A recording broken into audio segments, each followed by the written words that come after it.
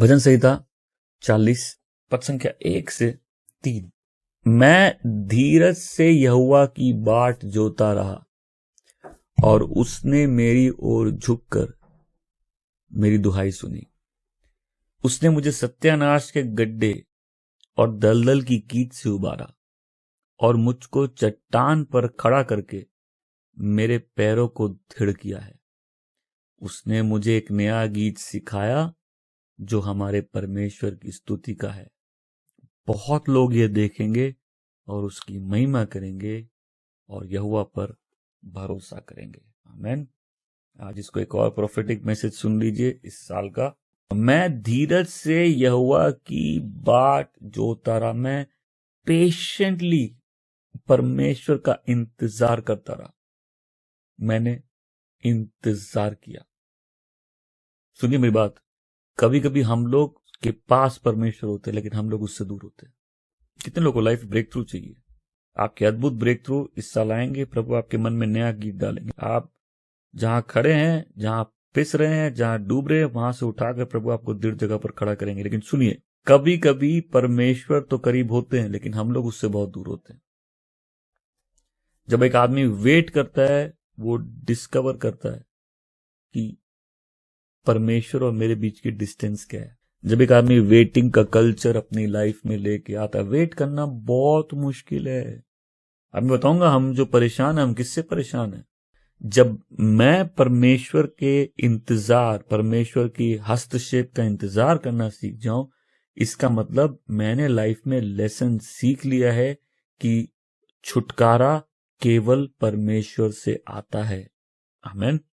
जब एक आदमी वेट करता है और एवरीडे उस कल्चर में जीना सीखता है। हमने लाइफ स्पिरिचुअल में लूप समझा था, राइट? लूप याद रहेगा आपको। सोचिए आपकी प्रॉब्लम लूप की तरह हो गई, आप सब जगह से घिरे हुए, आपकी प्रॉब्लम खत्म होने का नाम ही नहीं लेती। उसके बीच में परमेश्वर लोगों को बैठना सिखाते हैं। सोचिए, जब सिचुएशन ऐसी हो कि ब्लड प्रेशर हाई हो जाए, उस समय परमेश्वर शांति से बैठना सिखाते हैं। जब तकलीफें ऐसी हो कि हार्ट अटैक आ जाए, उस समय परमेश्वर एक्चुअली में हार्ट में हीलिंग देते हैं। बिकॉज इसको छोड़कर और कोई प्रोसेस मैंने देखा नहीं है, मैंने तो देखा नहीं है कि जिसकी भी लाइफ ट्रांसफॉर्मेशन होनी है, जिसकी भी जीवन में अद्भुत परिवर्तन आना है, एक बार तो सब कुछ हिलेगा जब तक सब कुछ चट्टान पर स्थापित नहीं किया जा सके। और आपको वो चीजें खोनी पड़ेंगी जो चीजें चट्टान पर नहीं है। आपको वो चीजें खोनी पड़ेंगी जो परमेश्वर की योजना में नहीं है। आपको वो चीजें खोनी पड़ेंगी जो परमेश्वर ने आपके लिए नहीं रखी है। इसमें हम लोग कुछ नहीं कर सकते। बहुत से लोग उस दौर से जा चुके हैं, बहुत से लोग उस दौर में प्रवेश किए हैं, बहुत से लोग उस दौर में कुछ समय से हैं। वेटिंग में हम डिस्कवर करते हैं ये डिस्टेंस क्या है। क्योंकि जब वेटिंग में आदमी बैठता, परमेश्वर की भलाई भी देखता है कि हम बुरे होते हुए परमेश्वर ने कितनी कृपाएं जीवन में की है।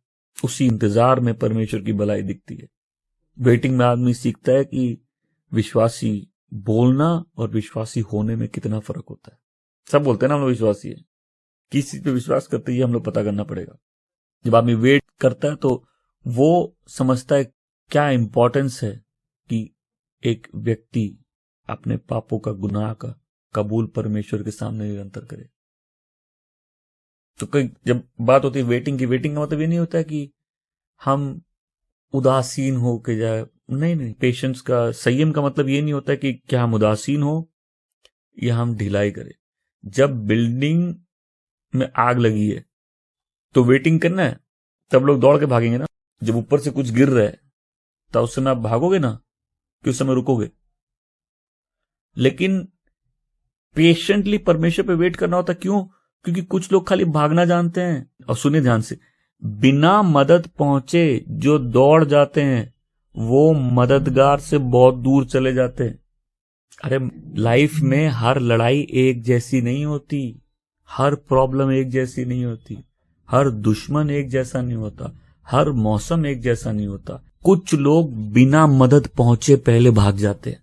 कुछ लोग अपनी क्षमता में वो सब कर लेते हैं जो कर लेते हैं, उनको यही आता है। लेकिन बिना मदद पहुंचे जो दौड़ जाता है वो मददगार से बहुत दूर चला जाता है।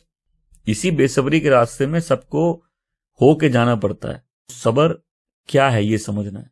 मैं कितने लोगों को जानता हूं, रोज पूछते मेरा ब्रेक थ्रू कब आएगा, मेरा प्रोफेसी कब फुलफिल होगी। और हम इस प्रॉब्लम से कब निकलेंगे, हम इस जंजाल से कब निकलेंगे। और हर हफ्ते उनको एक बैड न्यूज ही मिलती है। जिन जो प्रॉब्लम है उनको हर हफ्ते एक बैड न्यूज मिलती है कि अच्छा चलो ये है, गरीबी है, आटा गीला, नेक्स्ट गरीबी में आटा भी गीला हो गया। तो उनको नई नई खबरें हर वीक मिलती है।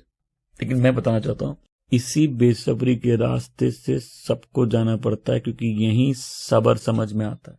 यही कुछ लोग अपने तरीकों को छोड़कर परमेश्वर पर ईमान लाना सीखते हैं। हमें इसी में कुछ लोगों की लाइफ में ऐसा कल्चर आता है भारी प्रॉब्लम्स के बीच में, जहां उनको मालूम है कि वो चाह कर भी कुछ परिवर्तन नहीं कर सकते, लेकिन अब उनकी नजर पर्वत की ओर, वो वेट करते हैं कि परमेश्वर का हस्तक्षेप कब होगा। देखो, जब परमेश्वर यरूशलेम में रुकने बोले तो समरिया और यहूदा जाके कुछ नहीं होगा। हम जब मदद आने से पहले भाग जाते हैं तो मददगार से ही दूर हो जाते हैं। सो हमारे फेलियर्स हमको दिखाते हैं कि ये कल्चर कितना इंपॉर्टेंट है, कि हम हर बार भाग जाते हैं और वेट नहीं करते कि परमेश्वर हमारे जीवन में हस्तक्षेप करे। मैंने परमेश्वर को दुहाई दी और उसने मेरी सुनी, और यहां खाली सुनी नहीं, उसने झुक के मेरी सुनी। तो ये एक ऐसा रास्ता है, इससे सबको जाना पड़ेगा। लेकिन आज मन बना लो कि मदद आने से पहले हम नहीं भागेंगे। मदद आने से पहले हम नहीं भागेंगे, क्योंकि ये टेम्पटेशन असंयम की सबकी लाइफ में आती है।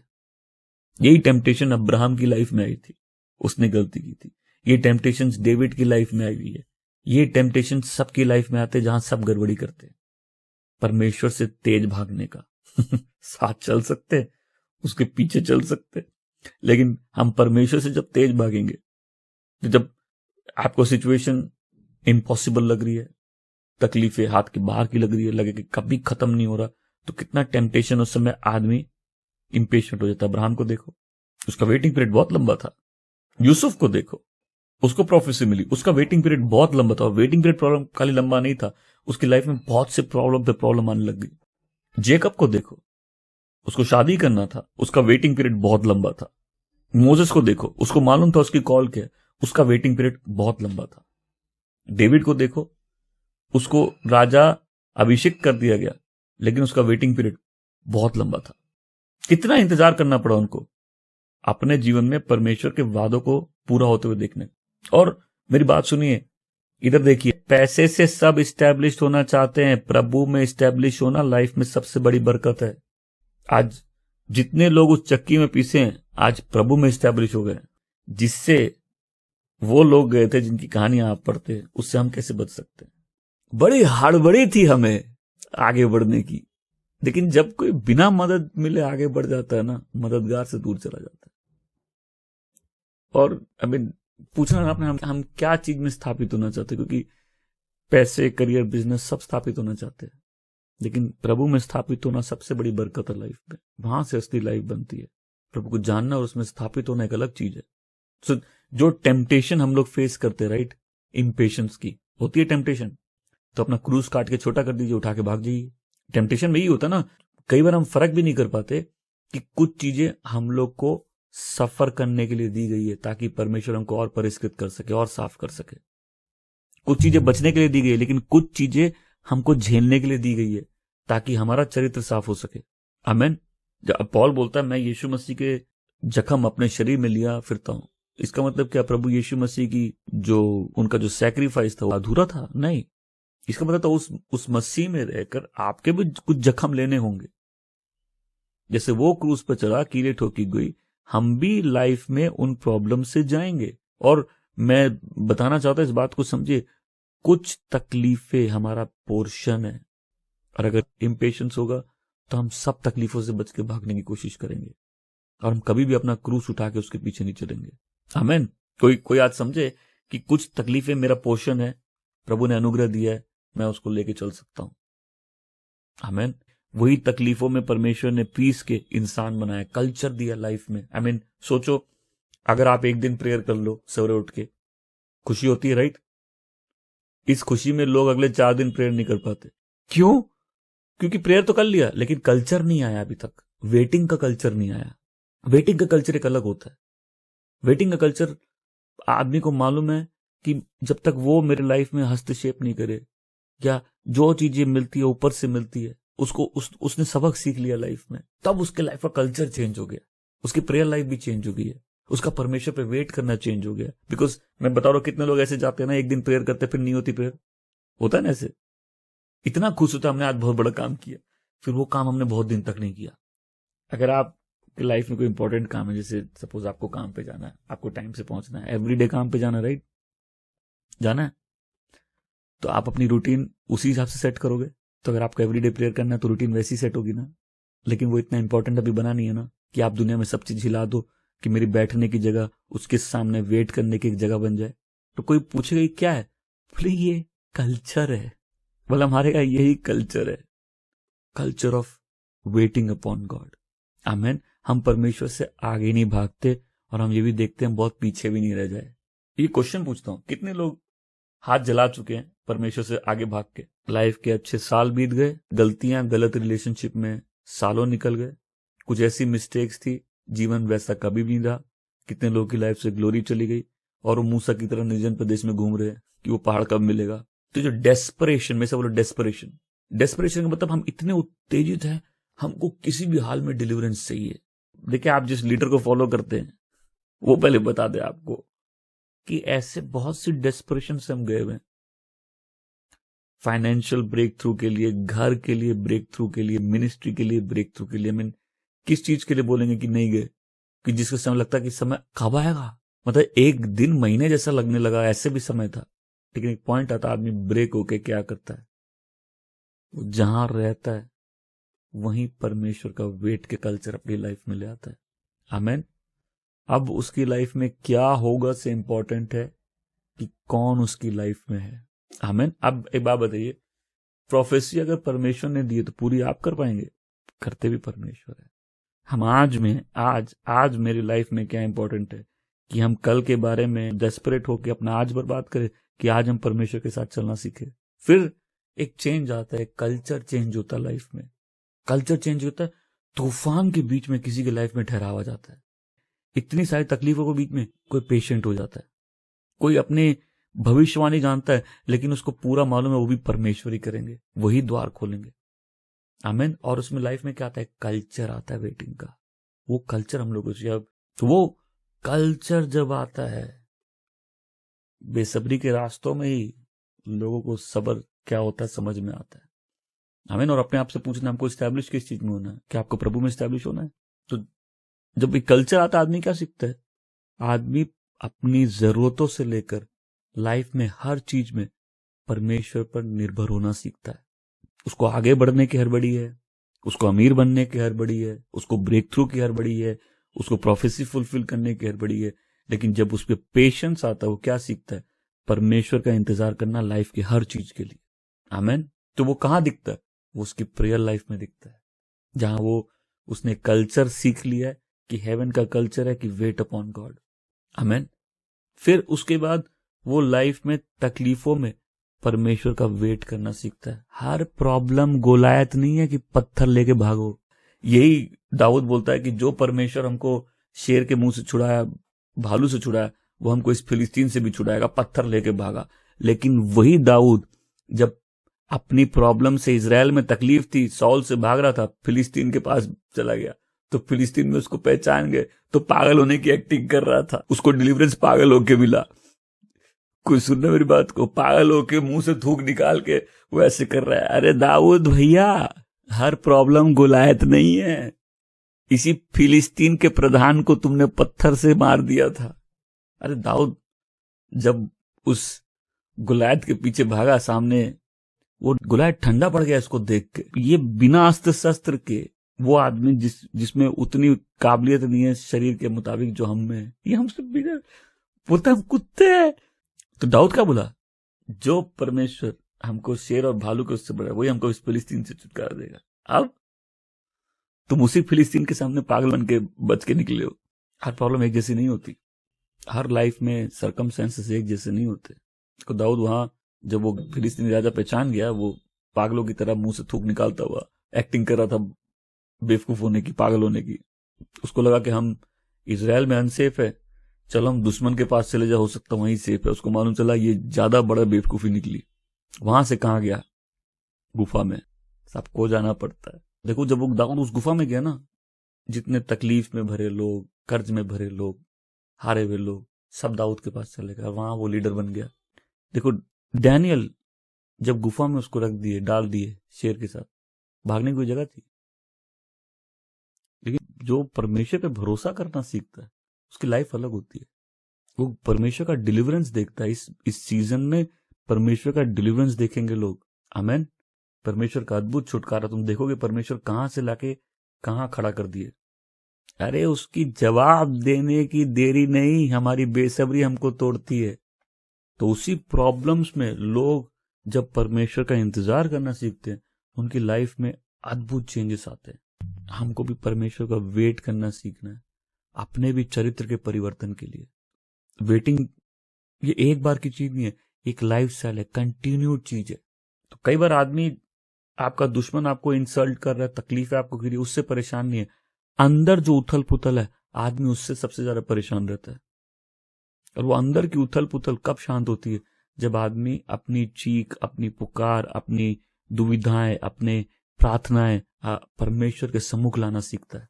वचन कहता है मैंने परमेश्वर को दुहाई दी और उसने मेरी सुनी। अभी इंग्लिश में लिखा है ही इंक्लाइन एंड टू मी। जैसे परमेश्वर झुक के अपना कान लेके उसके मुंह के बगल, वही परमेश्वर जो पहले लगा नहीं सुन रहे, अब वही झुक के उसकी बात सुन रहे। परमेश्वर झुक के उसकी तरफ अपना चेहरा कर रहे हैं। और देखिए मैं पद संख्या 2 पढ़ रहा हूं, सेकंड वर्स। उसने मुझे सत्यानाश के गड्ढे और दलदल की कीच में से उबारा है। उसने मुझे चट्टान पर खड़ा करके मेरे पांव को दृढ़ किया है।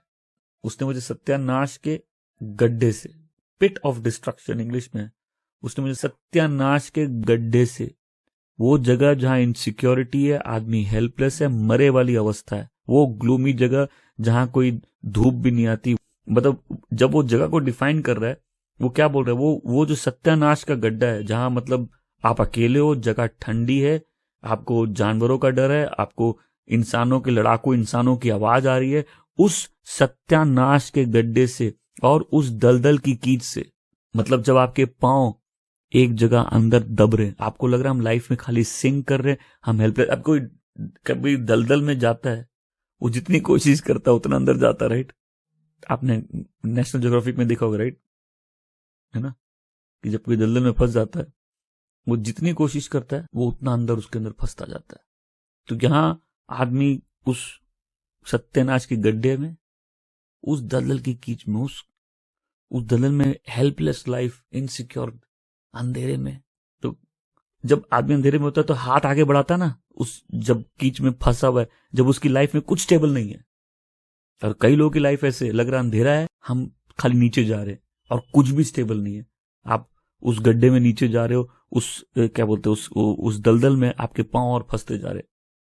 तो ऐसा आदमी हाथ उठाता ना, तो बोलता परमेश्वर ने मुझे वहां से अपने हाथ से उठा के कहां रखा है? चट्टान पे रखा है। इस मौसम पे परमेश्वर किसी को दलदल से निकालकर एक दृढ़ जगह में रख देंगे, जहां तुम खड़े होके आगे बढ़ पाओगे। इससे फर्क नहीं पड़ता तुम कितने गहरे गड्ढे में हो, वो हाथ तुम्हारे डिलीवरेंस के लिए आ रहे हैं। वो तुम्हारे पांव को चट्टान पर रखेंगे, वो तुमको इस्टेब्लिश करेंगे, तुम्हारे बात को फिक्स करेंगे, तुमको सॉलिड ग्राउंड देंगे, तुमको फर्म स्टैंडिंग देंगे। हालेलुया। परमेश्वर तुमको दलदल से उठा के कहां रखेंगे? चट्टान पे खड़ा करेंगे, स्थिर जगह देंगे, स्थिरता देंगे। ये अब मैं फिर बोल रहा हूं, सिलसिला है।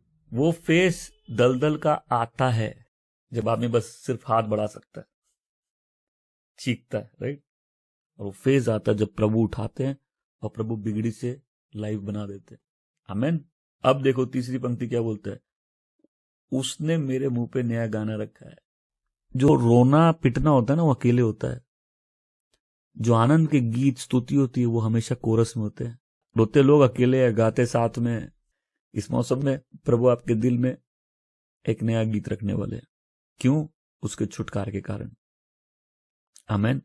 परमेश्वर आपको दलदल से निकाल के जब एक सॉलिड ग्राउंड में रखेंगे, आपको इस्टेब्लिश करेंगे, तब आपके अंदर से वो एक नया गीत निकलेगा। तो जो चीख होती है ना छुटकारे की, वो अकेले ही होती है, लेकिन जो स्तुति का गीत होता है उसमें कोरस होता है। तुम एंजेलिक कोरस ज्वाइन कर लोगे। आमेन। अब चुप रहना इम्पॉसिबल है, क्योंकि आनंदित हृदय से अद्भुत गीत निकलेंगे और नए गीत परमेश्वर तुम्हारे होठों में डाल देंगे। कितने लोग इस सीजन में इस ब्लेसिंग को देखने के लिए तैयार है? प्रभु मुझे उठा के इस्टेब्लिश करेंगे। वो कल्चर सीखना है, culture to wait upon God. आमीन। सबसे विपरीत परिस्थिति में ही सबसे अद्भुत चेंजेस लाइफ में आते हैं।